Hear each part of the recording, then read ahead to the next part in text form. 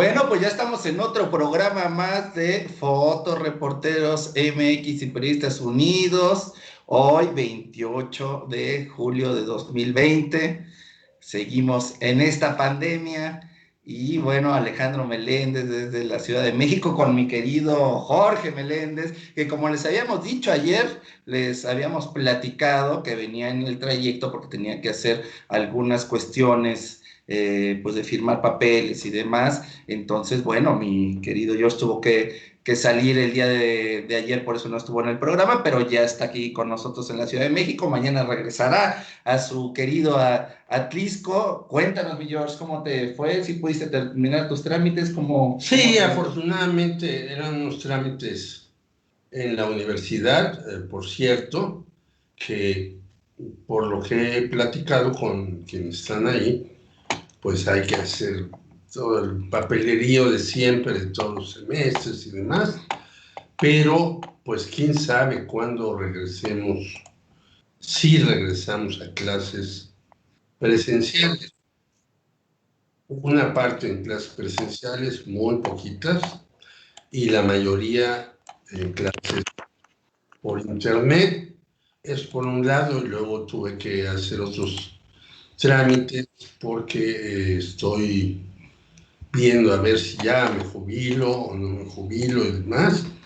Y estas cosas son bastante complicadas. Yo pensé que era este país más ágil en muchas cosas y no, sigue siendo una burocracia terrible, y entonces todo este día anduve ahí y luego ya festejamos a Rosita. Hoy es su cumpleaños de nuestra gran Rosy Robeglia. Felicidades a Rosy. Gracias, entonces la festejamos, pero ya estamos aquí listos, puestos, dispuestos y descompuestos. Oye, y es importante decirlo porque finalmente se hizo esta cuestión laboral para ver si ya se cambia y que alguien se pueda jubilar, como es tu caso, pues en debido momento, ¿no? Porque ya, mi George, has trabajado ya 7 vidas más de las que debiste de haber trabajado, y esto, bueno, sí tiene que cambiar. Nos dice Lucía Meléndez que la próxima semana tendremos a alguien que se dedica en el asunto laboral para que nos explique bien este cambio que se dio, que ojalá sea para bien, pero hay que analizarlo de fondo. Y bueno, mi querido Eric Mesa, ¿cómo vas allá desde Santa María la Ribera?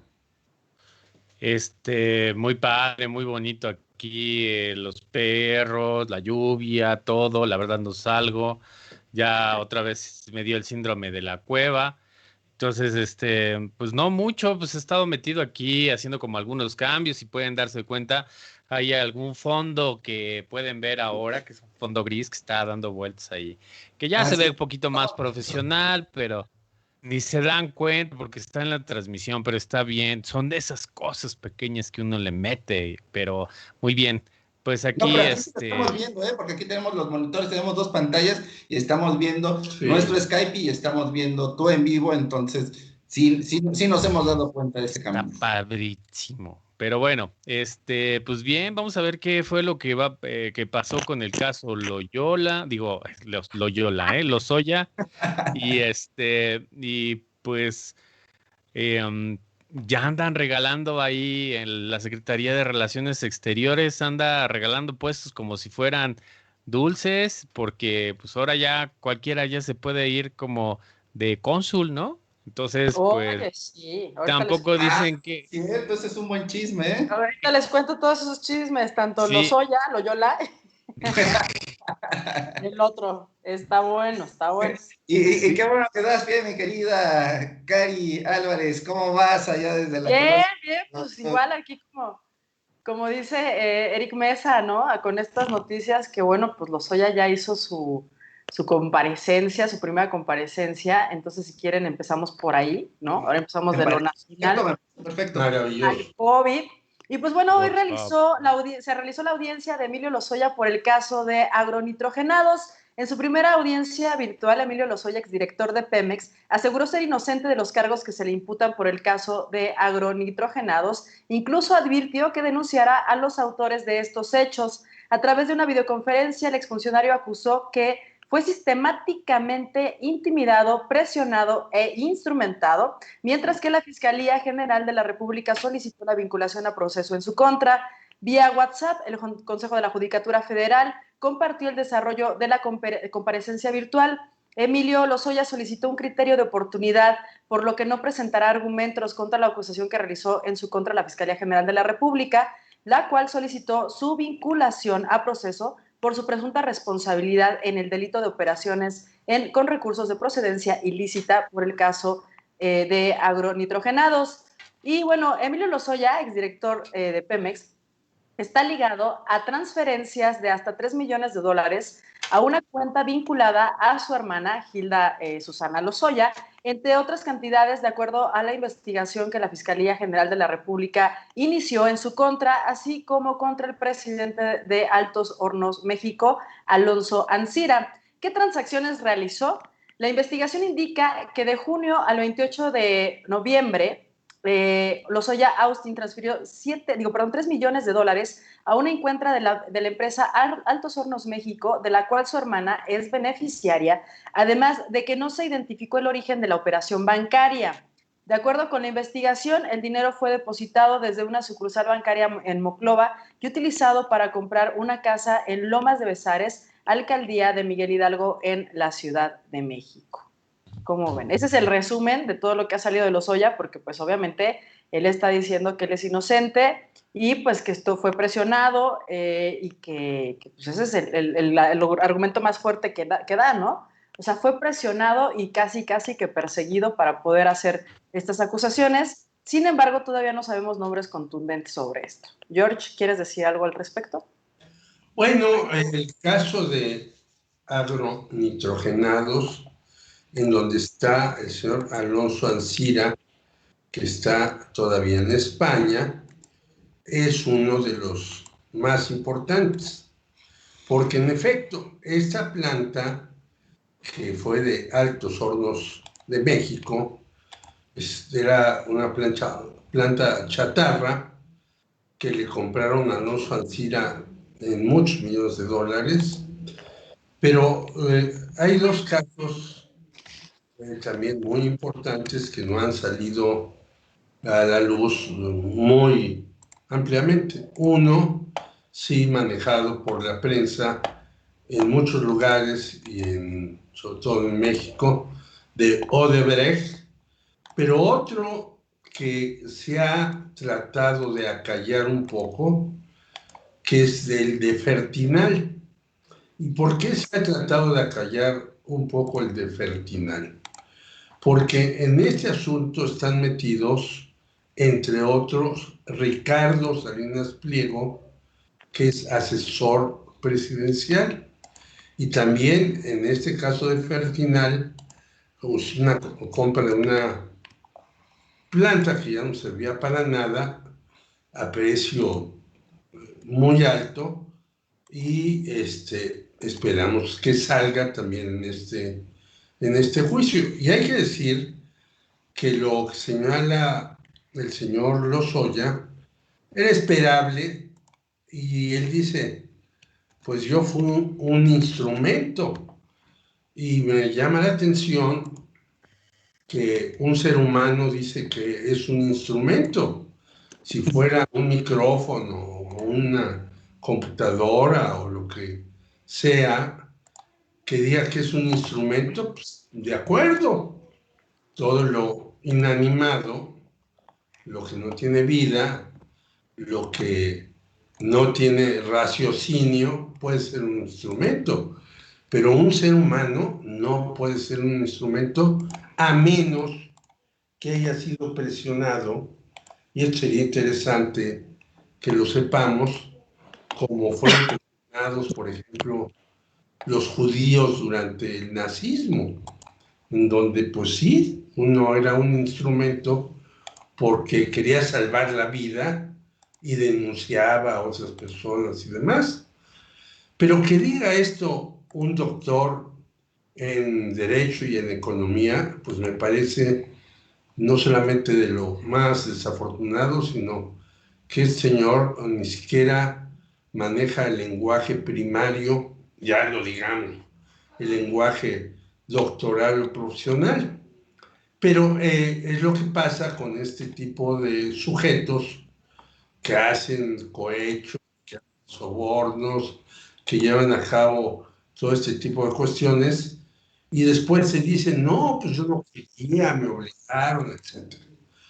Sabemos, eso sí muy bien, y ya que está Karina aquí, que en el caso de las mujeres, pues sí, hay presiones verdaderamente terribles para que hagan cosas que ellas no quieren. Incluso hay que decir que la amnistía, que ya debería de estar en acción, ya debería de haber dado el perdón a una cantidad de mujeres que yo creo que son varias miles, que fueron instrumentos del narcotráfico. Pero ¿por qué son instrumentos? Ahí sí yo acepto el término. Bueno, pues sí, las coaccionan que van a matar a sus papás, a sus hijos, a sus familiares, etcétera, pues sí, ellas dicen, yo hago lo que usted me diga. Pero un señor que llegó a la campaña de Enrique Peña Nieto como un hombre muy importante, que tuvo el cargo de hacer las relaciones internacionales. ¿Y por qué tuvo ese cargo? Hay que decirlo. Porque él trabajó en el Banco Mundial, en la Organización de Comercio y Desarrollo, en el Fondo Monetario Internacional, etcétera. Pues llega a ese lugar y ahora dice que es un instrumento. Pues pobre sujeto, ¿no? Es decir, habría que, qué bueno que ya no vive el señor Lombroso. Lombroso fue un jurista de hace 3 siglos que decía que los delincuentes eran notorios por su aspecto y que había que cambiarles el cerebro. Qué bueno que no vive el señor Lombroso, si no le cambiarían el cerebro al señor Lozoya. No, yo creo que él tiene que ser realmente muy valiente, decir las cosas, así, y le van a dar una pena menor, seguramente. Pero desde ahora ya está haciendo una bola de mentiras que no tiene nada que ver con lo que en realidad él hizo, que fueron muchas cosas ordenadas por Luis Videgaray, sin duda, pero también permitidas y auspiciadas por Enrique Peña Nieto. Y nosotros, hasta que no veamos que caen los verdaderos orquestadores de esta serie de fraudes a México, pues el proceso no será lo que esperamos si se queda a la mitad. Así es, mi queridísimo George. Y bueno, pues para continuar también con el tema de las noticias, el presidente de la República nombró a la periodista Isabel Arvide como cónsul de México en Estambul, Turquía. Se trata de un consulado de carrera, por lo cual no requiere de ratificación del Senado mexicano para poder estar al frente de la representación. Isabel Arvide recién estuvo en el ojo del huracán toda vez que se presentó a varias conferencias matutinas del presidente López Obrador, en donde le reclamó la falta de otorgamiento de publicidad a medios de comunicación. Ahora sí, chicos, dense. Sí, a lo que se llama pedir chayo públicamente, ¿no? Que es una locura esto que hizo esta mujer. Pero bueno, yo sí quisiera también que nos vuelva a comentar mi querido Jorge Meléndez, que conoce muy bien esta mujer en su trayecto. Esta mujer siempre ha estado ligada al ejército, tiene información muy importante, tiene un libro sobre sus amoríos, no lo digo yo, ahí está su libro, con jefes del Estado Mayor Presidencial, amoríos de ella con los jefes del Estado Mayor Presidencial y muchas otras cosas más. No entiendo por qué la 4T le da un consulado importantísimo. Quiero decirles que yo estuve por una gira de chamba en Estambul. Es una belleza, tiene unas mezquitas verdaderamente fabulosas. Ahí se filmó una película que se llama Top Capi, en donde roban un diamante o algo, una joya de estas impresionante, y es una hermosura. Es el lugar que tiene la confluencia de 3 ríos entre Asia y Europa, y es un sitio estratégico para la guerra mundial por los ríos y por muchas otras cosas más. Tiene, eso sí, como jefe de gobierno un señor Erdogan, sí, que es un fascista, y yo no sé cómo esta mujer que ha estado metida en toda una serie de corruptelas del antiguo régimen, del PRI y del PAN, el señor López Obrador, o quien haya sido, la nombra cónsul en Turquía. Me parece un terrible despropósito mandar allá a una señora como esta, tan desprestigiada por muchas razones, que haya sido amante de 20 militares y del Estado presidencial. A mí no me espanta. Ella puede hacer en su vida privada lo que le dé la gana. Me espanta que después lo publique, ¿no? Lo publique, lo relate en un libro, sí, ¿no? Y que ahora la nombren, pues me espanta más. Yo digo, bueno, ¿de qué se trata? Entonces yo voy a publicar todas mis tropelías en la colonia Guerrero y a lo mejor me nombran... No, George. Entonces me nombran cónsul en, no sé, en Barcelona. Casi nada. Pero bueno, continuemos con la información, mi querida Cari. Y en las noticias sobre el tema del COVID, el líder de Morena en la Cámara de Diputados, Mario Delgado, aseguró que la reforma a la ley de adquisiciones que se prevé aprobar mañana en periodo extraordinario de sesiones permitirá que apenas salga al mercado mundial la vacuna en contra del COVID-19. Hoy la Comisión Permanente del Congreso formalizó la convocatoria al tercer periodo extraordinario de la Cámara de Diputados en tiempos de pandemia, para lo cual ya se ha sanitizado el recinto y se han realizado pruebas de PCR, que son obligatorias para personal y asesores, pero voluntarias para los diputados. El tema principal para Morena es la reforma a la ley de adquisiciones, arrendamientos y servicios del sector público, que incorpora la posibilidad de realizar compras vía organismos intergubernamentales internacionales cuando de la investigación de mercado se concluya que la licitación no es la vía idónea para asegurar al Estado las mejores condiciones. O sea, pues quieren comprar ya la vacuna, van a echar primero la ley de adquisiciones, que pues ya por ahí van a ver cómo le van a hacer. Entonces vamos a esperar qué pasa mañana, que sea la sesión del periodo extraordinario. Y bueno, México rebasa las 44,000 muertes. Estamos hablando de 44,876 defunciones confirmadas, 402,697 casos acumulados confirmados, 49,678 activos estimados, 87,538 casos clasificados como sospechosos y solamente 26,467 personas recuperadas. Hasta aquí mi reporte. Pues muy bien. Buenísimo. Y mi querido Eric Mesa, empecemos a contactar a nuestro colaborador que justamente ahorita que estamos hablando de esta parte de Isabel Arvide y Estambul, nos puede clarificar nuestro querido Tariq Seraoui sobre estas cuestiones, porque él, aparte de ser un gran académico de la Ibero, se ha dedicado toda su vida a ver cuestiones de Medio Oriente, de cómo se ha transformado esta parte. Entonces también conoce muy bien Europa, cómo se dan todos estos trayectos. Entonces le preguntaremos con esta parte de ver qué piensa de este nombramiento. Y bueno, rápidamente leerle los comentarios. Dolores Rosas nos manda un emoticón a su chiquita muy bonito y dice: hola mi niña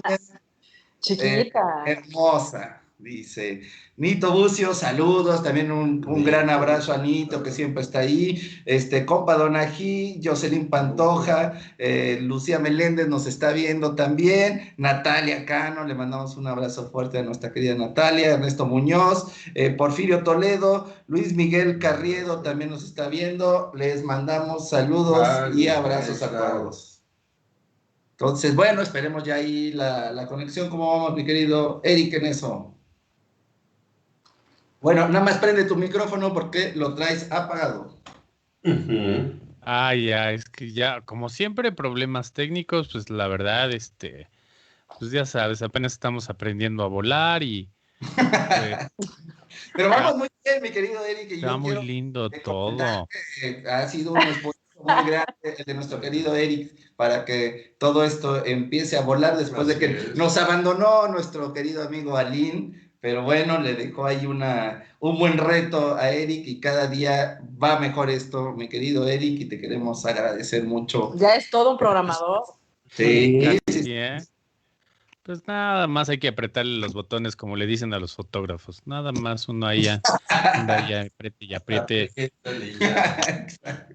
Ya está con nosotros nuestro compañero Tarek, pero le falta prender su cámara. Mi querido Tarek, a ver si puedes prender tu cámara, si eres tan amable, ya te estamos viendo acá, pero nos falta que prendas tu cámara. Ya va. Ahí va, mi querido Tarek. Hola, a ver, déjeme. Hola. ¿Qué es lo que está pasando aquí? Ya, listo. Perfecto, muy bien. Hola, ¿cómo están? Muy bien. Bien. Mi querido Tarek, pues ya, bueno, si puedes subir un poquito tu cámara porque te ves como cortado ahí de la cara, al contrario, hacia el otro lado. Ahí está, perfecto, mi querido Tarek.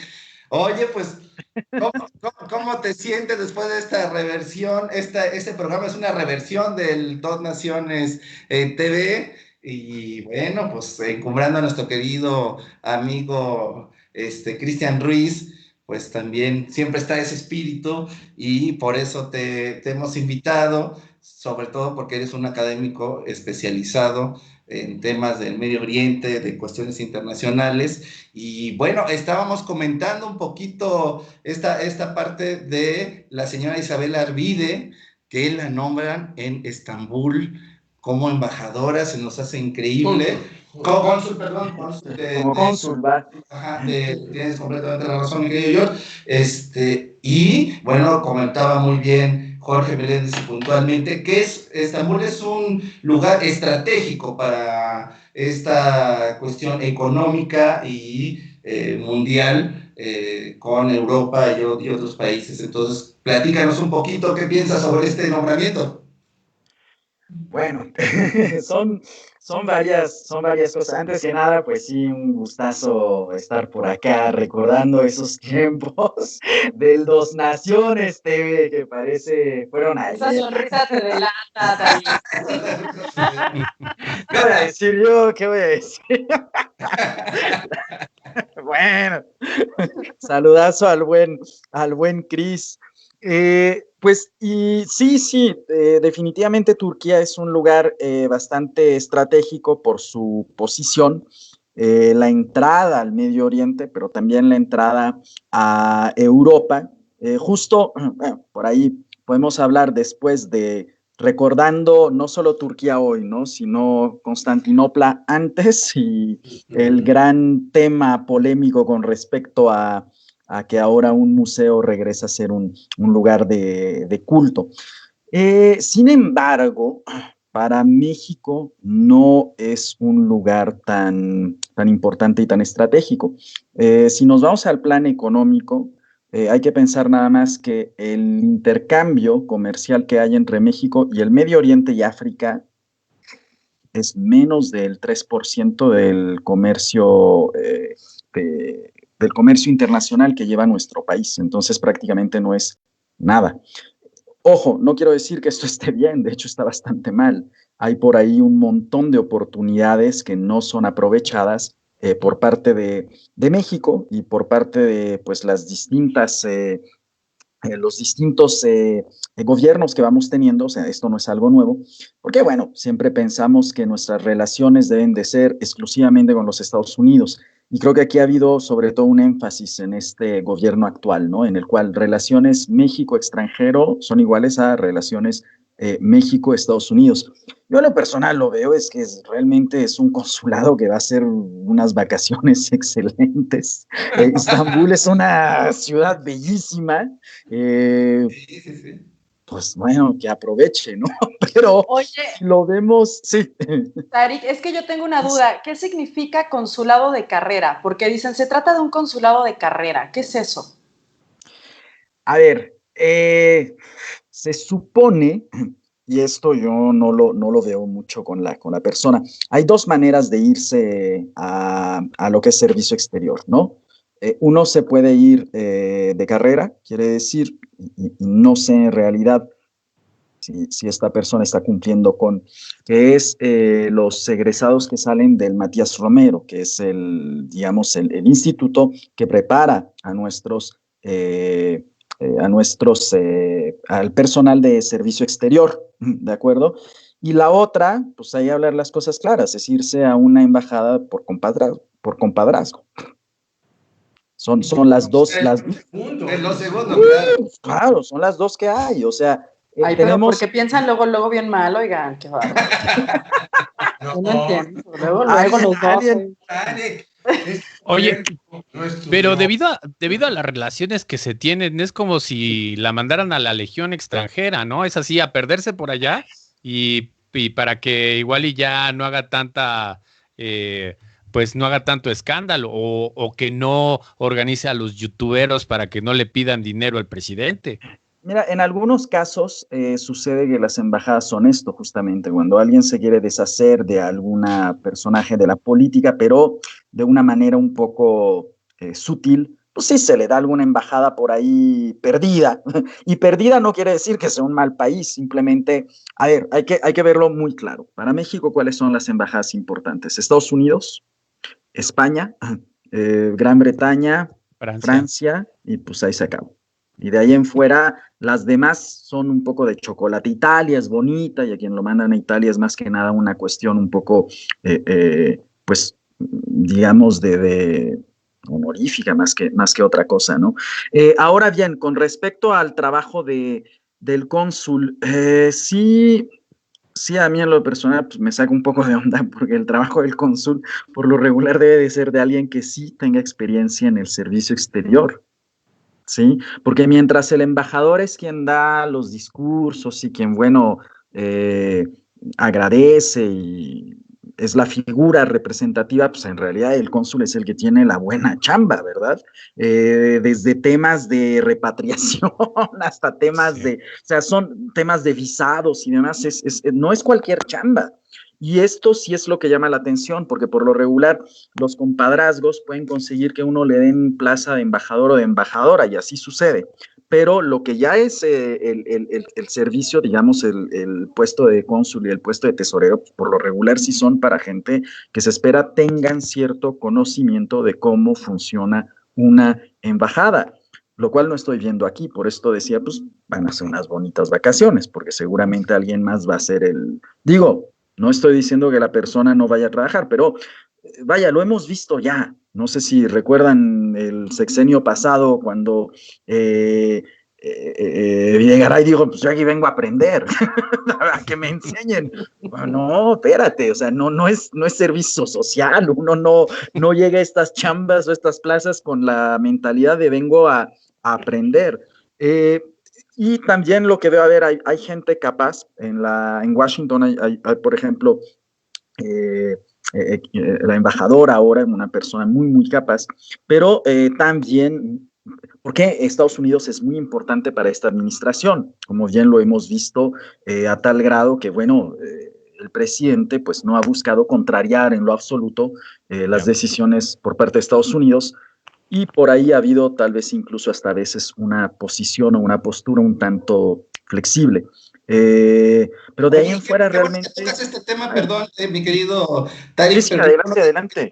Que tocas este tema de la embajadora que ha tratado de luchar por hacer ciertos cambios, sobre todo con los migrantes y demás, y ha tenido una confrontación a veces abierta y por ciertas personas, sabemos, por abajo del agua que cerradas con Marcelo Ebrard. ¿Tú cómo ves esta confrontación de partes? Porque sí hay una cuestión en donde no la han dejado trabajar muy bien la Secretaría de Relaciones Exteriores.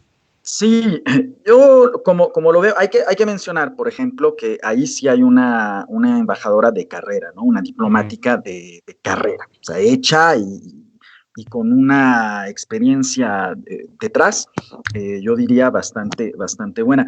Pero finalmente, Ale, pues hay que pensar también, a ver, o sea, ¿quién está viendo ser el próximo? Y en ese sentido, no, bueno, sí, y pues hay que quedar bien con el jefe en turno, ¿no? Y si en ese sentido la política y la visión que se tiene es no contrariar a un personaje como Trump que tenemos hoy, pues bueno, aquí como lo veo hay todavía una línea un tanto suave, diría yo, por parte de Ebrard. No creo que esto fuera el caso si posteriormente, pues, Ebrard quedara, digamos, como el bueno, ¿no? Porque recordemos, no es lo mismo estar en campaña, y uno puede estar haciendo campaña 5 o 4 añitos antes de, ¿verdad? De que, pues, estaría, sí. Pues sí. O 18 años, ¿no? También. Con 18 años, yo creo que ahí hay que tener muy en cuenta esto, ¿no? Cuando alguien con este puesto está viendo un futuro dentro de la carrera política o un futuro dentro de lo que es la misma secretaría, ¿sí me explico? O sea, la embajadora en turno en Estados Unidos, pues no está viendo un futuro a nivel de carrera política, por lo tanto puede trabajar bien o intenta hacerlo de acuerdo a los intereses. Mientras que lo que sí hemos llegado a ver es que hoy en esta administración con el tema de lo que es política exterior, y es raro, porque yo honestamente me imaginaba algo muy diferente, que iba a haber de alguna manera no esta visión, no esta postura tan flexible a veces, ¿no? De aguantarle algunas cosas a Trump. Yo creo que el ejemplo más claro de esto, no sé si recordarán ustedes, con el tema de los migrantes y la postura que siempre había tenido México hacia los migrantes centroamericanos. Claro. Y recuerdan, en cuanto se nos dijo, o le cierra las puertas o te subo 5% de impuestos. A los aranceles. A los aranceles. Los aranceles, pues enseguida México tomó una postura, seamos honestos, peor que la de Trump con respecto a los migrantes. Ah. Y es algo que, la verdad, quienes estamos en esto hemos venido criticando desde hace años y años y años, la postura hipócrita de nuestro país, porque no tiene otra palabra, de exigir que se respeten los derechos de nuestros compatriotas en los Estados Unidos y tratar con la punta del pie a los migrantes que vienen de Centroamérica, usándolos, la verdad, como parte de un discurso vacío, ¿no? Ay, sí, son nuestros hermanos, pero bueno, si se nos da las órdenes de cerrarles las puertas, les cerramos las puertas, ni modo. Entonces, ahí se vio claramente. Tenemos, por fortuna, sí. Me diría mamá, gracias a Dios, que llega un huracán que se llama Hanna y tira el muro, ¿no? Para que les cueste más trabajo. Política exterior, tenemos un huracán. Al final del día, pues sí, ¿no? Digo, nos podemos poner a filosofar un rato, ¿no? Pero yo creo que esta cuestión sí hay leyes y demás, pero al final del día creo que cerrar las puertas simplemente a gente que va en busca de una mejor vida, a mí en lo personal, y ahorita que estamos en confianza, se me hace inhumano. Y bueno, la naturaleza está de nuestro lado, ¿no? Sí, claro, si no fuera por el COVID. Mira, no hay muro que no aguante el peso de los años y el peso de la naturaleza. Y todos los muros que ha querido construir el ser humano para dividir poblaciones, tarde o temprano, caen. Los muros de Constantinopla, más esos cayeron por una conquista, el muro de Adrián, y seguramente los 3 grandes muros de la vergüenza que hoy tenemos, el que divide o el que aprisiona más bien a los territorios palestinos, el que divide a la población turco-chipriota y a la población chipriota, que es otro muro que tenemos hoy, y el muro de la vergüenza que tenemos en el norte, pues llegará algún momento, no lo sé cuándo, no soy adivino, pero en el que caerán, como así cayó el muro de Berlín, que en su momento se pensaba impensable, ¿no? Se veía como algo imposible de suceder. Y creo que al final es esto, ¿no? Los muros y lo que representan, y también el dolor que causan, ¿no? Dividir, dejar sin acceso, por ejemplo, de medicamentos o de ciertas necesidades básicas, en el caso, por ejemplo, de los Venezuela o Cuba. palestinos. Sí, claro. Bueno, estos son otro tipo de muros, por supuesto, ¿no? No son materiales, pero bueno, un bloqueo económico es un tipo de muro simbólico, definitivamente. Oye, nada más déjame hacer una pausa para leer este comentario de Victoria Guerrero. Dice, le dieron un consulado de carrera porque así no tiene que pasar por ratificación del Senado. Por esa razón, en algunos nombramientos políticos han incluso bajado la categoría de la representación del cónsul general a consulado de carrera, como en el caso de Barcelona. Dice Victoria Guerrero, nos está viendo Eduardo Salinas, Desiree Rivera nos manda saludos. Y yo que suene bonito. Entraría en esta parte que tú eres un conocedor sobre esa situación, que nos platiques un poquito qué sigue pasando en Palestina con este COVID, porque finalmente se ha dado todo este movimiento, pero allá sigue la refriega, sigue el sistema opresor. Entonces, platícanos un poquito, tú que eres conocedor de esta zona, ¿qué está pasando ahora ya? Mira, es interesante, de hecho, se acaba de dar la noticia, lo leí hace un par de horas, de que, por ejemplo, no sé si están al tanto que el viernes, todavía no está segura, pero el viernes es el festejo del Eid al-Adha, que es la fiesta del sacrificio. Esto se hace cuando termina lo que es la peregrinación a la Meca, que pues ha estado muy, muy controlada, ¿no? Arabia Saudita no ha abierto puertas. Y Palestina ha declarado que van a festejar. O sea, esto, por ejemplo, a todos los que practican el Islam se les dijo, pues no se reúnan, nada de andar matando el carnero y haciendo barbacoa en familia y con los amigos. Es la fiesta, la segunda fiesta más importante. Palestina sí la va a festejar. ¿Por qué? Porque no ha habido muchos casos en Palestina. Y esto es interesante. Si vemos, todas estas zonas que están aisladas son las que menos casos han tenido. Siria, por ejemplo, no ha habido muchos casos. Afganistán, no ha habido muchos casos. ¿Por qué? Bueno, porque la gente no viaja para allá. Porque son lugares, pues sí, o sea, sí, claro. uno ya que lo piensa. Y bueno, porque están en guerra, o en el caso de Palestina, porque la entrada está muy restringida, está muy, ¿cómo llamarla?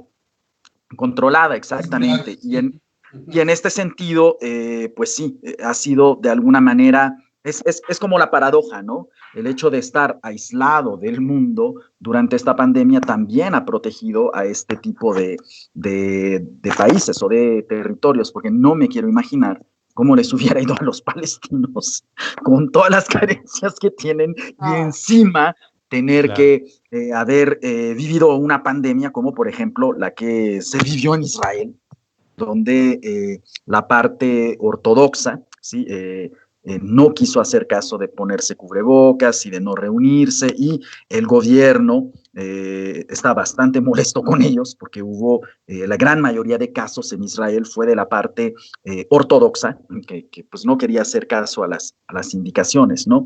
Pero la otra parte que a mí me preocupa bastante es la de, recordemos, que todo este año, el año pasado e inicios de este, hubo una serie de manifestaciones y de protestas en contra de varios gobiernos, tanto en Latinoamérica, Chile es el que nos viene a la mente, como en el Medio Oriente y el norte de África. Sobresale en Argelia, donde se logró sacar del poder a Abdelaziz Bouteflika, que llevaba 20 años al poder y quería un periodo más, porque bueno, no hay quinto malo, diría, o qué sé yo. No, quería aventarse 5 años más el señor, ya ni podía pararse, estaba en silla de ruedas, ya no hablaba, no hizo campaña la vez pasada, o sea, no hizo campaña. Entonces, se quería aventar 5 años más el señor y bueno, lo sacaron. Líbano también lograron sacar a Harari. Teníamos también en Irán, ¿sí? En Irán, de hecho, lo que detuvo las protestas justamente fue el asesinato de Soleimani, y también en Irak, por primera vez, el pueblo iraquí se levanta cuando uno dice, bueno, no, que los gringos les habían llevado ya la democracia y todo era perfecto y habían sacado al tirano Saddam Hussein. Qué malagradecidos estos iraquíes, ¿verdad? Y curiosamente lo que sucedió es que el COVID le vino como anillo al dedo a estos gobiernos, porque las protestas fueron prohibidas. De hecho, en Argelia, por ejemplo, ahora que estaba yo en diciembre visitando a la familia y la cosa estaba fea, o sea, si hay que decirlo, la cosa estaba bastante fea, y se detuvo lo que fue las protestas. Se acusó entonces a los que querían organizar protestas ya no de ser opositores políticos, sino de atentar contra la salud. Y este es un crimen gravísimo, ¿no? Entonces, pues ya comenzó a haber delitos de 1 o 2 años de cárcel, curiosamente, a los opositores políticos. Entonces, esto sí es lo preocupante desde mi punto de vista. Esta semana regresaron a las calles en Irak. Sí, ha habido nuevamente protestas en Irak. En Argelia se ha intentado, pero como repito, se ha metido a la cárcel bajo la excusa de que están atentando contra la salud pública. Y por otra parte, Líbano también se está intentando, pero ahí volvieron a imponer lo que es la cuarentena, porque según declaró el gobierno, el sistema de salud pública está a punto de colapsar.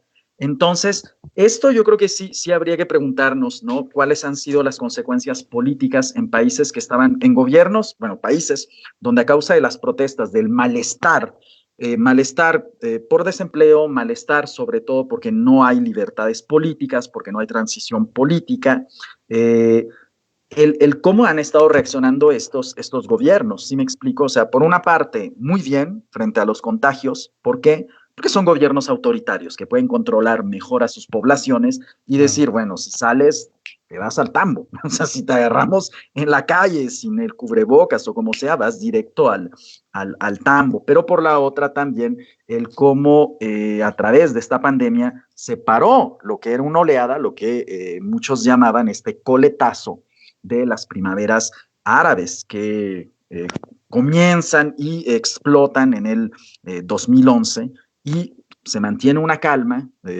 Varios países caen en situación de guerra y nuevamente la vemos el día de hoy. Entonces, creo que esto también es interesante, el ver qué va a suceder después, el ver si estos movimientos se han muerto o no. Entonces, bueno, este sería un... Nos das un panorama que yo te agradezco muchísimo, porque de estos países se habla poco. Claro. En México casi no existe. Y tiene un papel fundamental. Si recordamos las revoluciones latinoamericanas, también tenemos que recordar las revoluciones africanas con Lumumba, con Sékou Touré, con todos ellos, ¿no? Entonces creo que ese panorama nos va a hacer falta, y qué bueno que tú nos vas a dar cada 8 días. Pero yo te preguntaría también un asunto que, como tú lo has dicho, pues es el asunto nodal en México. ¿Cómo ves la elección en Estados Unidos? Parece que Biden ahora se está despegando mucho del señor Trump, e incluso en estados que algunos llaman como claves para la elección y que ganó Trump, pues se ve arriba Biden por pocos puntos. Se ve arriba a 10 puntos, pero no se ve en 3 o 4 como Michigan, Florida, Pensilvania, A ver, etcétera. ahí, Eric quería preguntar algo. Porque No. Pues es que esto también, la elección de Estados Unidos, pues todo el mundo está a la expectativa. Son dos cosas que yo creo que el mundo está parado por eso, ¿no? Que es el coronavirus, la vacuna, y otra, las elecciones de Estados Unidos, porque nada se mueve, ¿no? Y a su vez, pues, les voy a hacer una recomendación, que vean la película Vice, que es, pues es como si estuviera actuando Marcelo Ebrard, ¿no? Es como el vicepresidente y que se basa la película con este personaje que se llama Dick Cheney, que toma decisiones y que pues es cuando está este presidente, ¿cómo se llama? Se me fue el nombre, ¿Quién? no, el del 9/11. Jonas Bush. hijo. Sí, el Bush hijo. Entonces lo ponen ahí como si fuera un muñeco y entonces el vicepresidente empieza a tomar decisiones, que es lo que está sucediendo en estos momentos con nuestro queridísimo Marcelo Ebrard, y que no está haciendo campaña, está haciendo buenas relaciones con todos los demás países. Disculpe que le haya interrumpido, pero sí es muy importante saber qué pasa con Estados Unidos. Sí. Y por favor, clarifícanos, mi querido Tarik. Mira, como siempre, lo he dicho a nivel de elecciones, de verdad es imposible saber a ciencia cierta qué va a pasar. Recordemos, pues, las elecciones pasadas, los expertos aquí en México juraban y perjuraban que iba a ganar Clinton y Chin, ¿no? De la gran sorpresa de Trump. Ahora bien, sí, definitivamente, si hoy por hoy fueran las elecciones, yo creo que Biden se lleva, pero de cabeza a Trump, porque han sido varias las cosas que han afectado al gobierno de Trump. A ver, vamos por partes. O sea, ¿cómo ha sido Trump como presidente? Ojo, ha sido molesto para el mundo, bueno, sí, obviamente, ¿no? Para nosotros los mexicanos, bueno, ni se diga, pero para Estados Unidos no. Ojo, desde el nivel económico, desde el nivel social ha sido terrible, ¿sí? Terrible en el sentido de ha dado voz a, pues, como bien sabemos, lo que estaba presente en Estados Unidos, pero yo creo que muchos querían callar, ¿no? Que es este norteamericano de clase blanca, empobrecido, que ve que el gran problema de su país, entre otras cosas, pues son las minorías y demás. Pero a nivel económico, definitivamente Trump hizo que subiera la economía de Estados Unidos. Esto es indudable. Esto es algo que, bueno, las cosas como son. Ahora bien, con el tema del coronavirus, pues es interesante lo que pasó, como bien lo hemos visto, o sea, creo que entre otras cosas lo que ha puesto, digamos, sobre la mesa el coronavirus es si este sistema, ¿sí?, que tenemos económico, que se ha dedicado a privatizarlo todo, funciona. Y ha sido realmente impresionante ver que la economía, ¿sí?, como lo es Estados Unidos, se convierte en el país con más muertes, que en su momento le van a seguir los países europeos que también se han dedicado a desmantelar lo que es el sistema de salud público. Y en este sentido, creo que estos sí son puntos que debemos de tomar, tomar para pensar en las próximas elecciones. Yo creo que algo decisivo va a ser, sin lugar a dudas, ver cómo acaba esta historia, ¿no? O sea, cómo acaba esta historia de la pandemia, entre otras cosas, porque pareciera que el mundo está detenido en este momento. Recordemos que ahí hubo un par de pendientes que se quedaron con respecto al gobierno de Trump. Uno, y esto resulta muy interesante, presidente que no hace o que no inicia una guerra, que esto pareciera tradición en la política norteamericana, ¿sí? Y Trump no lo hace. Quiero decir, Continúa el tema de Irak, donde hay tropas norteamericanas. Continúa el tema de Afganistán y en la pandemia se comienzan a mandar buques hacia Venezuela y hay una crisis fuerte con Venezuela. Se le nombra a Maduro, buscado por el gobierno norteamericano, muy a la Noriega, si pensamos en esto, ¿no? Un presidente que tiene, y sabemos que tiene contactos con el narcotráfico y sabemos cómo acabó esta historia con Panamá. Por otro lado, teníamos el tema Irán, pero era muy poco probable que estallara un conflicto. Nuevamente, a inicios de año salen los memes y que si el conflicto con Irán, a ver, hay 40 años de conflicto con Irán, no es nuevo.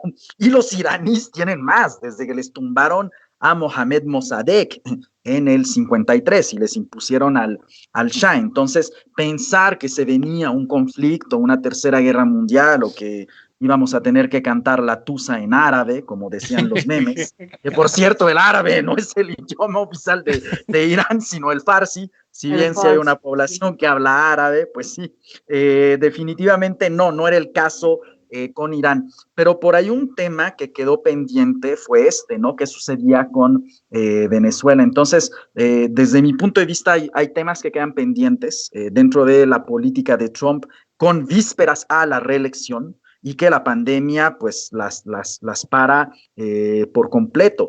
Y una de ellas definitivamente va a ser digamos, este tono que va a usar Trump, esta subida de tono con Venezuela y con Irán. Entonces, habrá que ver cómo termina esto, cuántos muertos va a acabar Estados Unidos. Y yo creo que sí sería aventurado decir el día de hoy que Trump puede perderlas. Bueno, de que puede perderlas, sí, pero sería aventurado decir que Trump va a perder las elecciones. Y repito, por el tema de la economía. Yo pensé que ya no estabas albureando al final, pero tendremos ya este espacio que a mí de verdad me da mucho gusto que estés con nosotros, sí. y que vayamos a tener este espacio cada semana para tener esta reflexión, para ver qué es lo que sigue, y como lo comentas, pues esto tendrá que ser con el tiempo, y cada semana tendremos este espacio con el querido Tariq Sehrawi para comentar las noticias internacionales. Te agradecemos mucho que estés aquí. Yo quiero agradecerte más por una razón. Yo me formé como periodista hace muchos años y había un periódico que se llamaba El Día, que daba noticias internacionales de Asia. Ahí empezó el señor Eric Mesa en El Día. Sí, yo empecé ahí. Ya tiene como que unos años, ¿no? Desapareció El Día y ni siquiera el Excelsior de Julio Scherer, ni los otros periódicos daban ya noticias sobre eso. Eran cosas que no existían, excepto que hubiera una guerra, ¿no? Y a mí sí me importa, o un atentado, ¿no? O un atentado, o un golpe de Estado, lo que sea. Pero a mí sí me importa que esta nueva generación vuelva a tener esa idea global de que hay continentes inexplorados, pero que son de una importancia, riqueza cultural, material, social, de todo tipo, importantísimos. Y tú nos los vas a dar, y te agradezco doblemente esto. No, muchas gracias, Tariq. Bienvenido al equipo. No, al contrario, gracias. A mí siempre con el tema de el periodismo y demás, pues me ha gustado estar al lado. Mi padre es de profesión periodista, y justo lo que comentan aquí, él fue, digamos, un árabe argelino que se interesó por Latinoamérica, y eso lo hizo venir acá. Pues también bueno, siendo periodista, ¿no? Entonces, bueno, está como muy, muy cercano. Pues nos vemos entonces, estaremos por aquí, y bueno, ojalá ya cuando salgamos de esto Tenemos que organizar una, mi buena Ale. Hacer un en vivo. Así es. La pandilla. También, querido Tarek, estuvo en muchas de las fiestas que organizábamos en casa de los creyentes, entonces, bueno, conoce muy bien este espacio y organiza. ¿Cómo no? Ale, que estén muy bien. Buenas Nos vemos el martes, Tarik. Nos vemos el martes, querido Claro que Tarek. sí.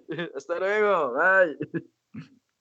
Bueno, Cari, es el momento en que nos presentes a nuestro siguiente invitado. Bueno, pues nuestro invitado que ya está aquí con nosotros es Juan Manuel Castro Olarte. Él es un empresario de allá de Puerto Vallarta que nos va a hablar sobre la situación turística que están enfrentando, porque la verdad es que se la han visto muy mal.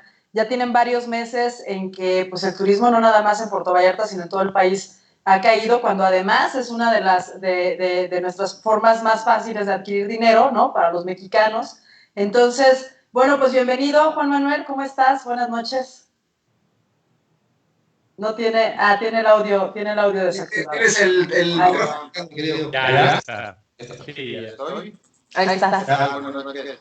¿Cómo estás? Oye, pues, Participar con ustedes. pues muy contenta yo de que estás acá con nosotros y también de que nos puedas platicar por fin todo lo que me has estado platicando durante este tiempo, que es la situación que han estado enfrentando los empresarios y todo el sector turístico, específicamente de la zona de Puerto Vallarta, que además cerraron muchísimo antes, se guardaron muchísimo antes de que se decretara la pandemia a nivel nacional, ¿no? Así es, Cari. Mira, aquí por órdenes del gobernador Alfaro, se cerró un fin de semana, 2 semanas antes que se hiciera en territorio nacional. Antes del puente del 21 de marzo cerramos todo. Se cerraron las plazas, malecón, los servicios turísticos, la navegación de las embarcaciones, todo paró. Aquí coloquialmente se dice que fuimos los primeros en cerrar y vamos a ser los últimos en regresar. Desgraciadamente, Puerto Vallarta depende casi en un 80-90% de los servicios turísticos. No hay otra cosa que hacer más que vender el servicio turístico. ¿Y qué están haciendo ustedes? O sea, tú en esta parte que ya, bueno, tu negocio está cerrado, no has podido reabrirlo, y ¿de qué están viviendo? No, fíjate, Cari, que en mi caso estábamos emprendiendo un nuevo proyecto, estábamos emprendiendo una UMA de rescate animal, y ahorita nos hemos estado manteniendo ahí. Nosotros nos confinamos en la selva durante estos 4 meses, estuvimos trabajando en el proyecto, claro, sin recibir nada, y súmale eso a la alimentación de los animales. Fue algo que los ahorros tuvieron que salir, tuvimos que pedirle a los primos, tuvimos que pedirle prestado a las tías, pero algunas partes del sector turístico ya empezaron a abrir. Desde el 1 de junio, desde el 15 de junio de hace casi un poquito más de un mes, se empezaron a abrir algunos sectores del sector turístico, empezando por restaurantes con las medidas necesarias. Posteriormente se abrió la playa, pero siempre con el temor de que aquí en el estado el gobernador Alfaro dijo que si la capacidad hospitalaria rebasaba el 50%, se iba a cerrar, se iba a apretar un botón rojo, algo que tiene diseñado él, de acuerdo a las mediciones estatales, que iba a apretar el botón rojo y que todo se iba a volver a cerrar durante 14 días y nadie se iba a mover, solamente iban a permanecer abiertos los servicios de alimentación más básicos, los servicios básicos de policía y los servicios médicos. Entonces toda la gente está temerosa acerca de que si en algún momento el gobernador apretará el botón o si la pandemia se reactive. Más que nada porque se dice que por haber parado demasiado antes, o sea, por haber sido los primeros, no se pudo propagar el virus como en el resto del país. Lo que le pasó un poco, lo que está viviendo un poco Nuevo León, ¿no? Oye, Juanma, sí, Juanma, pero ¿tú cómo ves la cuestión de las autoridades, si se han acercado bien? Digo, creo que cada gobierno pues ve sus políticas que más le favorezcan, que puedan estar hacia la población, pero ¿cómo has visto tú esta cuestión de las autoridades más allá de Alfaro? Si se han acercado, si han hecho este equilibrio, si los han buscado o finalmente ustedes han tenido que hacer todo por sus propias formas. Mira, la verdad es que el gobernador anunció que iba a haber apoyos para el sector. Sin embargo, la mayoría de apoyos, porque sí los hubo, fue para las familias. Okay. Nada, no se apoyó para nada al sector turístico. La verdad es que de nuestra parte recibimos un apoyo por parte del gobierno federal de 25,000 pesos. El gobierno federal mandó un correo electrónico a través del IMSS y nos dijo que gracias por no haber despedido a los trabajadores, porque seguían cotizando en el IMSS, y mandó 25,000 pesos. Sin más, nada más pidió un número de cuenta y sin decirnos agua va, en la cuenta llegaron 25,000 pesos. Si nos hubieran avisado, los hubiéramos aprovechado mejor. Claro. Y mencionan, fíjate que yo estuve platicando con varios empresarios y mencionan que las cuotas del IMSS subieron demasiado, entonces que tendría que ser una parte proporcional la que debería de estar el Estado, porque sí les están cargando mucho la parte, sobre todo que la mayoría ahora de las empresas pues se manejan con outsourcing para no pagar el IMSS, pero aquellos empresarios que sí quieren pagar el IMSS, pues creo que tendrían que tener un apoyo para poder lograr esto hacia los trabajadores. ¿Tú cómo ves esta cuestión del IMSS? No, la verdad es que el IMSS, de una u otra manera, pues es de rigor tener que pagarlo, ¿no? Nuestra actividad nos refiere mucho porque tenemos mucho contacto con la Semarnat. Entonces, para que la Semarnat siga liberando los permisos necesarios para nosotros trabajar con los animales, debemos estar al corriente de todos nuestros impuestos. Ahora, sí mandó un apoyo, pero en realidad ese apoyo fue como algo simplemente decorativo, ¿no? Nosotros tuvimos que parar durante 4 meses de un día para otro. En 2 días tuvimos que desmontar el negocio. Nosotros teníamos varios puntos de venta al público y la verdad es que todo se detuvo. Y lo que es peor, ¿no? Aquí en el sector turístico se acostumbra mucho a endeudarse para salir de las deudas en Semana Santa, y esto ocurrió 2 semanas antes de la Semana Santa. Entonces, era justo lo que te iba a decir, que se perdieron también de los momentos vacacionistas más importantes, que son los que les generan mayor ingreso, ¿no? Sí, la verdad es que sí, ¿no? Y ha sido un desbarajuste porque anuncian unos que el semáforo amarillo, que el semáforo verde, algunos turistas vienen, otros dejan de venir, y también nosotros dependemos, no en gran mayoría, pero sí en gran parte, del turismo estadounidense. El turismo estadounidense, cuando empezó a relajarse la epidemia, más bien cuando el gobierno empezó a relajar las medidas de confinamiento, cuando se empezaron a abrir las playas, empezaron a venir muchos estadounidenses, muchos californianos, muchos tejanos, y la verdad es que de repente el gobierno estadounidense mandó una alerta a sus ciudadanos, y cuando los ciudadanos estadounidenses escuchan una alerta, huyen del país. Entonces nos quedamos a medio abrir, ¿no? Entonces ahorita la verdad es que estamos sobreviviendo con el turismo local y muy, muy local, ¿no? Nosotros dependemos en gran medida del Bajío, dependemos de la ciudad de Guadalajara, y son los que han estado, pues ya sea para bien o para mal, reactivando la economía, ¿no? Desgraciadamente hace 2 semanas se suscitó por ahí una balacera, hubo un muerto, no sabemos si están desaparecidos o aparecidos, pero eso también ha golpeado bastante la inseguridad, ¿no? El Cártel Jalisco Nueva Generación nos ha espantado a muchos potenciales turistas. Oye, y pues bueno, ¿hay alguna fecha que el gobierno del estado les haya dado? Ya ves que me imagino que ha sido como muy difícil porque cada gobierno estatal se hace cargo de su semáforo. Entonces, me imagino que ahora ya va a ser como el hoy no circula en el DF. Entonces hay que saber, hay que estar monitoreando dónde está el semáforo rojo, dónde sí puedes ir de vacaciones y dónde no. Pues ¿hay alguna alternativa que les haya dado o una visión que más o menos les haya dado el gobierno estatal? No, la verdad es que el gobierno estatal solamente dijo eso, cuando se rebase el 50% de la ocupación hospitalaria, Otra o vez. cuando el número de contagios rebase más de 2,000, me parece, diarios, Alfaro diseñó una estrategia de apretar un botón y todos a confinarse durante los siguientes 14 días. Entonces está en chino, porque la verdad es que los empresarios de las discotecas, los antros, los bares, no están trabajando, ¿no? O sea, tú pasas por el malecón y el malecón está totalmente desierto, los locales están vacíos, o sea, ya están cerrados, ya están los letreros de se renta, ya muchos restaurantes no tienen ya servicio por lo mismo, mucha gente se endeudó, ves lotes de sillas vendiéndose por montón, Claro. y la verdad es que, por ejemplo, la Secretaría de Turismo Federal no ha hecho nada. O sea, ofreció que iba a haber apoyos, ofreció por ahí que había hecho un acuerdo con la banca para empezar a suministrar apoyos, pero la verdad es que no. Los únicos que siguen trabajando en la construcción es Vidanta de este lado.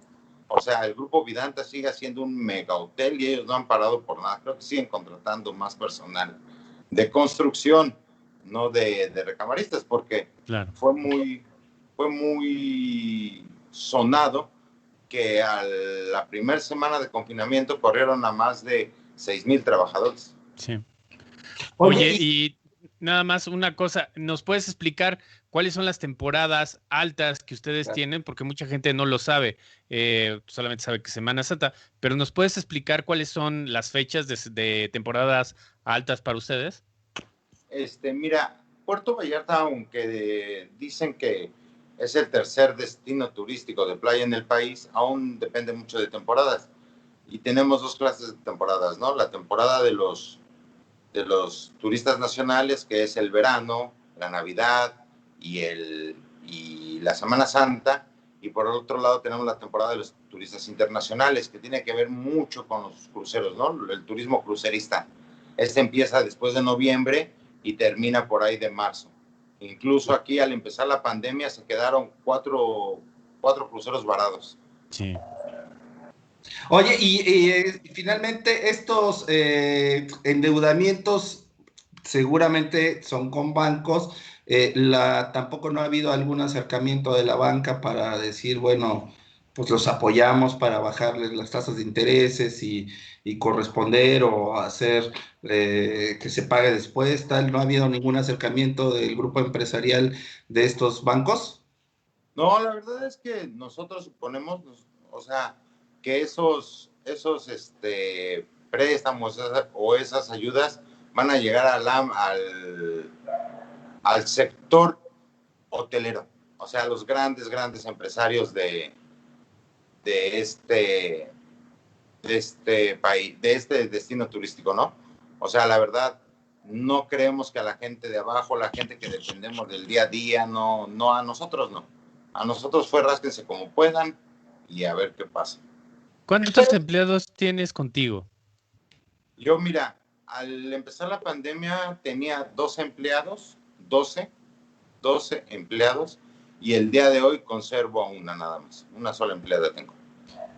Y entonces eso significa que son 12 familias que igual y están siendo afectadas y no pues, porque tú lo quieras, sino porque la situación lo amerita, pues, ¿no? Mira, cuando empezó esto, nosotros comparamos esta crisis con la crisis de la influenza. Uh-huh. Entonces pensábamos que iba a ser 2 semanas, pensábamos que íbamos a resistir, pensábamos que iban así, que lo que quedaba del año estaba muerto, pero nunca imaginamos algo así. Entonces muchos de nosotros, muchas personas que tenían empleados, decidieron resistir los primeros 15 días, después resistimos el siguiente mes, y después ya no era resistir para pagar, sino era resistir para sobrevivir nosotros. Claro. Entonces, en realidad, lo que hizo la gente fue abandonar los locales, no pagar rentas, empezar a entrar las amenazas con los contratos, y de repente, pues no te pago. Y ellos, no, pues sí me tienes que pagar, y fue un desbarajuste, pero fue general. Oye, Juan Manuel, ¿y no han pensado en hacer un movimiento ahora sí que entre todos estos empresarios afectados para hacer algunas demandas, para pedir cuestiones? ¿Se han reunido entre ustedes o O Fíjate pues que- que se está rascando por sus propias uñas, como diríamos. Fíjate que hay una parte del sector turístico que sigue siendo muy afectado porque ellos sí no han regresado. O sea, nosotros regresamos y aunque hay el problema de que regresamos, pero no hay gente, que a Claro. lo mejor es peor, porque estás pagando personal, estás pagando rentas, estás pagando muchas cosas, transporte y cosas así, pero no tienes gente para sacar dinero. Pero sí hay un sector empresarial en el sector turístico que está siendo muy afectado, por ejemplo, las discotecas, los antros o las navegaciones. Para que las navegaciones funcionen, tiene que haber mucha cantidad de turistas para que llenen un barco de 300 personas. De nada les sirve subir 20, 30, 40 tripulantes si no va a funcionar. Y los antros pues simplemente no han abierto. Pues, Terrible situación. Lo que pasa es que pensé que iba George a preguntar. no, Terrible es que todos situación. nos quedamos en silencio porque creo que por más que nosotros tratemos de estar pensando, pues el gobierno estatal, el gobierno federal y pues ni digamos el gobierno local, que yo creo que no ha de Es el que tener la menos cuenta. capacidad de nada. Entonces, todo el mundo, pues sí nos quedamos que realmente es una situación muy, muy grave, ¿no? Entonces, pues la mayoría de veces lo que nosotros vemos, los demás sectores que se organizan, que empiezan a hacer como ciertas cosas, pues sí, sí lo vemos muy crítico, los han abandonado. Pero mi querido George, ibas a preguntar algo. Sí, yo te iba a preguntar, ustedes, el sector turístico de Puerto Vallarta, ¿cuánto aporta a Jalisco en el Producto Interno Bruto, en la riqueza que genera Jalisco? Jalisco, al tener la segunda ciudad más grande del país, tiene muchos, o sea, la mayor parte son ingresos que se generan en la misma ciudad de Guadalajara. Nosotros estamos aportando alrededor del 12% del Producto Interno Bruto al estado de Jalisco en cuestión hotelera. Cabe mencionar que Puerto Vallarta sí es un destino turístico muy grande, incluso nos enorgullece tener la segunda bahía más grande del mundo, pero la compartimos con el estado de Nayarit, con el municipio de Bahía de Banderas. Que si, por ejemplo, Puerto Vallarta y Jalisco está mal, desgraciadamente Nayarit está peor.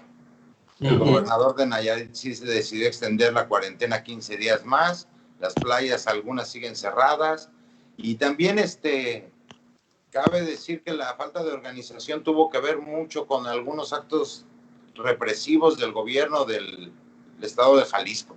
Ya. O sea, hace 2 meses hubo una persona que murió en el estado de Jalisco, hubo manifestaciones aquí por lo mismo, y la verdad es que hubo actos represivos aquí en el puerto.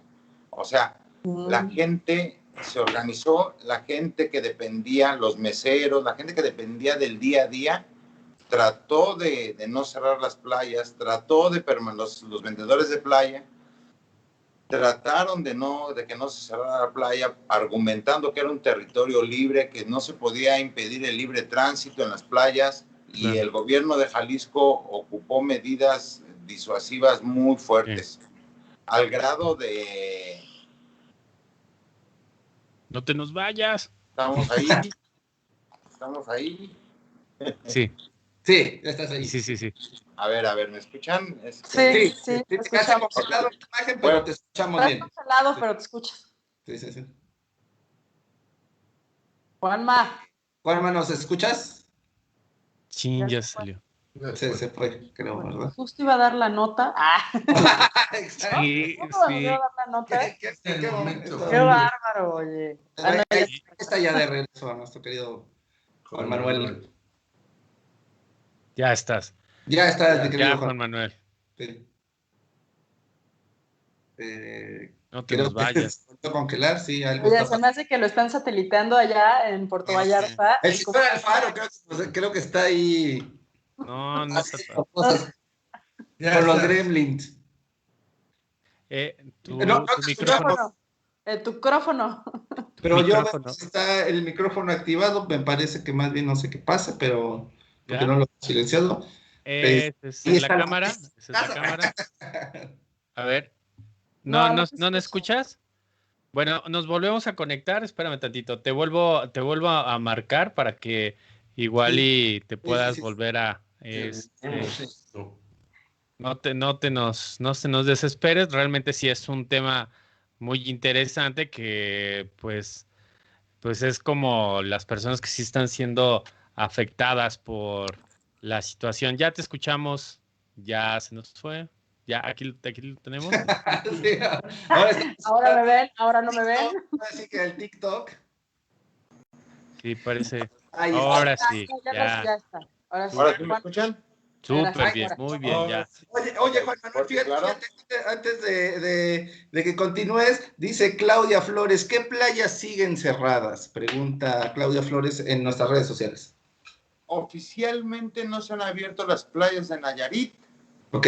pero mucha gente en el área de Sayulita, en el área de Guayabitos, poblaciones un poco más pequeñas, están funcionando. Lo que no está funcionando es la zona hotelera de Nuevo Vallarta. Esas playas continúan cerradas. Oye, Ok. pues ahora sí siguen en lo que te quedaste, porque ahí venía la nota, pero pues, Exacto, sí, se sí, te sí, fue. ahí estaba la nota, sí. No, Estábamos, no, perdón, se me olvidó. Los que actos esta, represivos pues sí, del claro, gobierno. que, bueno, y ya ves lo Sí, que pasó con utilizaron Giovanni, medidas ¿no? represivas muy, muy fuertes. Incluso se les quitaba la mercancía a los vendedores de playa, no se les dejaba vender. Cabe recordar también que Puerto Vallarta habita mucha gente de Guerrero, muchos desplazados por la violencia de Guerrero.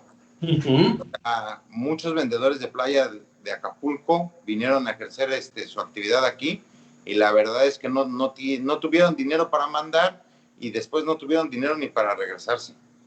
O sea, la verdad es que los vendedores de Acapulco tuvieron que regresar a su lugar de origen y sigue parado todo, o sea, sigue detenido.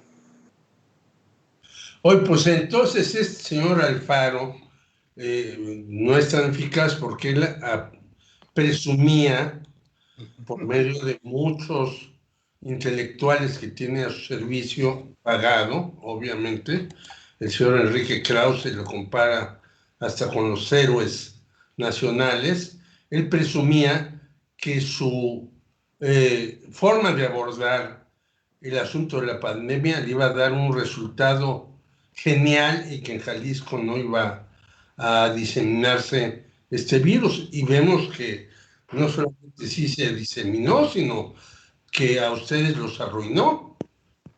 ¿Qué opinas tú de eso? La Perdón, verdad y es nada más que recordar que costó 5 millones de pesos ese comentario que hizo Enrique Krause. no, Ah, y yo también pensé que el de recordar George, que ya le hicimos. Yo dije, exacto, ya la Ya hicimos. le hicimos. Muy bien, George. la verdad es que sí fue muy eficaz, pero para endeudar al Estado. O Sí, claro. sea, pidió dinero prestado 2 veces. En Sí, una ocasión más de 2,000 millones de pesos supuestamente para las pruebas que aquí en el puerto no se vieron. Y aquí la gente está muy molesta también porque utilizaron el puerto como, en palabras bonitas, dijeron darle asilo a los cruceros que andaban a la deriva. Ah, sí, Cruceros cierto. que decidió no recibir Estados Unidos, no, Sí. no recibieron en California y vinieron a dar aquí. Lo que hacían era que llegaba el crucero, bajaban a la gente en la madrugada, subían a la gente en un avión y dicen que las navieras pagaron una fuerte suma de dinero por hacer esa operación y nada de eso fue reportado. Las autoridades marítimas, la verdad es que trataron de ocultarlo al máximo y decimos fue ocultado porque parte de ese porcentaje de los servicios de atraque de un crucero son para el municipio. La verdad Ya. es que el gobernador también, o sea, la molestia aquí en el puerto es contra el gobernador y contra el licenciado Torruco, porque ni siquiera se ha venido a parar, porque la verdad está embobado con el Tren Maya, porque parece que nada más, o sea, sí estamos, a título personal estoy de acuerdo en que sí se desarrolla el sur, pero no nada más el sur es México, ¿no? Entonces estamos padeciendo la falta de turismo. La verdad es que en gobiernos anteriores, pues no sé si se robaban el dinero, pero había y se notaba una gran propaganda turística, ¿no? Y ahora la verdad es que no hay propaganda, la verdad es que no hay nada, no hay o sea, las oficinas de turismo que estaban en el extranjero para promocionar los lugares, Sí. pues ya no existen. Y la verdad es que recupérense como puedan. Nos reunimos algunos locatarios del malecón y lanzamos un video que no alcanzó más de 2,000 publicaciones, y entonces cada quien está haciendo lo que puede. Los grandes hoteles, con el dinero que se ahorraron a correr a tanta gente, hicieron renovaciones. Claro. Oye, Juan Manuel, y nos habías hablado a mí me dio bastante curiosidad saber, nos hablaste de esta constructora Vidanta. ¿Quiénes son los que están a cargo de esta constructora? Oh, pues Vidanta es uno de los favoritos de Obrador, ¿no? Aquí Pero ¿quiénes están atrás de esta constructora? Porque eso es lo interesante de todo esto. No, ese tiene una mucha tela de donde cortar. No recuerdo en este momento, no recuerdo el nombre del dueño de Vidanta. Ok. Sin embargo, cabe decir o que salga a colación que desviaron el río Ameca. Están haciendo un gran hotel. Lo comparan con que va a ser mucho mejor que Walt Disney. Son unos parques temáticos enormes. Y para llenar una laguna que ellos hicieron en un territorio federal, porque es la ribera del río, desviaron el curso del río para llenar su albercota, ¿no? Y nadie hizo nada. La verdad es que los cocodrilos salieron despavoridos porque era su afluente natural el río Ameca. Y adiós, los cocodrilos andaban en las playas espantando a los turistas. Sí, de verdad. Incluso... Y te agradecemos mucho este dato porque tenemos que seguir esa investigación, porque lo que acabas de decir, y generalmente esto sucede cuando platica uno con la gente de los estados, por eso nos gusta sobre todo platicar con la gente que está viviendo el día a día, pero este dato que nos da, tendremos que seguir a esta... Te voy a pasar un dato más escalofriante de Grupo Vidanta. Ya los estoy buscando, pero no encuentro quién es el dueño. Grupo Vidanta obtuvo la concesión de la riviera norte del río Ameca, desde la desembocadura del mar hacia adentro, por la margen del río, de más de 3 kilómetros de largo. Desplazó a los ejidatarios, desplazó a los dueños legítimos. Es inconcebible que hubiera esa franja de río sin haber sido concesionada previamente a otras personas. Y ahora este señor tiene esa concesión. Oye, Juan Manuel, pues nos das un gran dato, seguiremos escarbando todo esto y te agradezco. Otro dato de Grupo Vidanta, rápido. Sí, por favor. Me ocurrió pasar un teleférico por una carretera estatal, sin ninguna prohibición, sin nada. Hasta donde yo tengo entendido no puede haber construcciones. Claro. Y tiene un teleférico, así como los cablebús que está por inaugurar Sheinbaum allá. Sí. Así tiene un teleférico el señor. Entonces tiene amigos poderosos en Palacio. Oye, pues fíjate que Grupo Vidanta, nada más así como dato, porque sigo sin encontrar quién es el dueño, pero fue fundado desde 1974 en Mazatlán. Y evidentemente tiene negocios, estamos hablando de Nueva Vallarta, Riviera Maya, Los Cabos, Acapulco, Puerto Peñasco, Puerto Vallarta, etcétera. Y déjenme contarles que este señor Torruco siempre ha tenido un buen vínculo con la gente de Mazatlán, por eso ahora también ya hay hasta equipo de fútbol. Entonces yo creo que tenemos que escarbarle ahí. Y seguro ahí hay algo. A la gente no le gusta decirlo, pero cuentan las malas lenguas que Vallarta fue construido con el dinero del cártel de Guadalajara. Entonces no hay mucho que rascarle, es algo muy común de este lado. Es algo muy común de este lado. El Chapo preso sigue reinando. Aquí dice, no sé si sea precisamente el Chapo, sino Caro Quintero. Bueno. Cuando salió Caro Quintero del penal, empezó la reactivación de la construcción de 4 edificios que estuvieron parados durante más de 25 años que estuvo él preso. Casualmente los años que estuvo preso. El padrino. Exactamente. ¿Qué datos nos da? Sí, ¿qué dato nos estás dando, Juan Te Manuel? agradecemos mucho. Qué bárbaro, Juan Manuel. Sí. No, estamos aquí para servirles. Oye, Bueno, pues Juan, muchísimas gracias. De verdad que ha sido muy importante y brillante tu aportación. Te vamos a invitar más seguido también para saber qué es lo que ocurre y cómo va sucediendo la cosa por allá. Obviamente la mejor de las suertes para ti y todos los empresarios de Puerto Vallarta que no tienen estos apoyos, que no han sido apoyados y pues que ojalá pronto se les mejore la situación.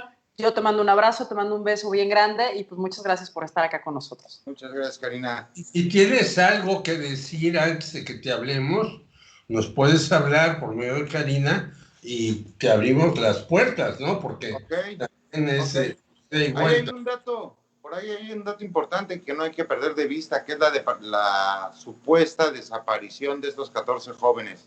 Sí. Ocurrida que hace 14 de días. Guanajuato. Eso puede convertirse en una nota muy dura. De Pues sí. confirmar que la desaparición de estos jóvenes, estamos ante algo muy, muy feo. Muy Sí. cabrón, porque además imagínate, eso pasó ¿fue el viernes? ¿Cuándo fue? La nota El de 8 sábado hace 8 días. Sí, Ajá, pero Reforma lo publicó apenas este fin de semana. sí, porque se dieron a Es una conocer. nota que retoma una semana después.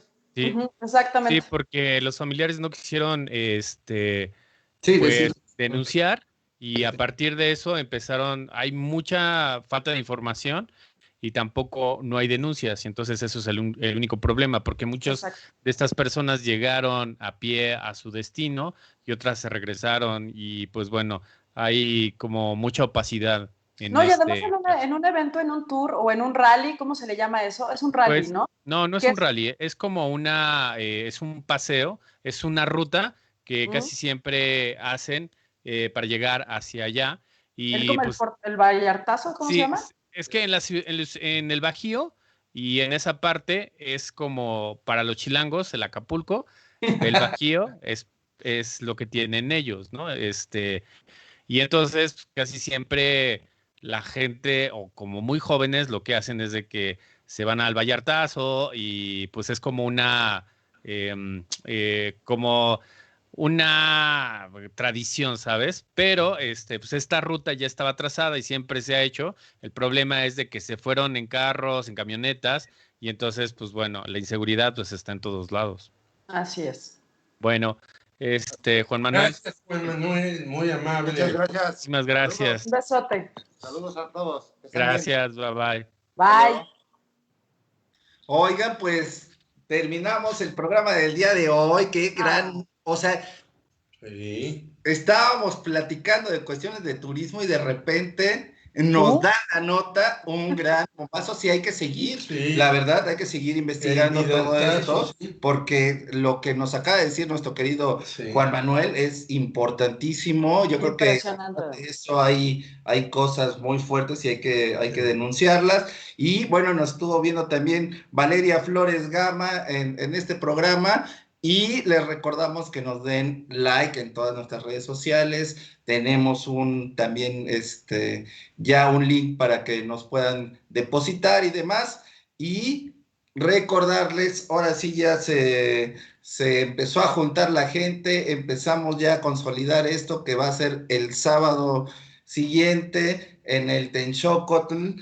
El señor Eric Mesa nos va a hacer los honores de transmitir esa cuestión, que es presentar Cartas a Rubén, esta plataforma que hemos hecho durante bastante tiempo de las fotos de Rubén Espinosa en diferentes lugares, y que la gente fue aportando una carta para escribirle a este fotoperiodista que migró de la ciudad de Veracruz y que fue asesinado junto a 4 mujeres en también feminicidio en la colonia Narvarte, Mile, Nadia, Alejandra, Yesenia. Y bueno, ya hace 5 años. Ya hace 5 años sin que no tengamos ninguna respuesta. Estamos buscando que se haga igual una comisión especial, como se ha hecho en el caso de Ayotzinapa, que lo vemos muy bien, para que se resuelva este caso y ver los actores intelectuales de este asesinato. Pero bueno, tendremos ya ese día la presentación de la plataforma, estará la familia de Rubén Espinosa, estará Jimbo de Magisterio, que ya estuvo aquí también con nosotros, hablando, cantando, estará Judith Coliflor, como le dicen, Judith Colibrí, perdón, como le dicen en el ámbito artístico, y estará haciendo un performance, y bueno, estará la gente de Artículo 19, Jorge Meléndez también leerá un texto desde Atlisco, Puebla, y bueno, todo eso será el sábado. Les seguiremos informando de las ligas y de todo esto que se hará este sábado, y pues les agradecemos mucho y nos vemos el día de mañana. Buenas noches. Buenas noches.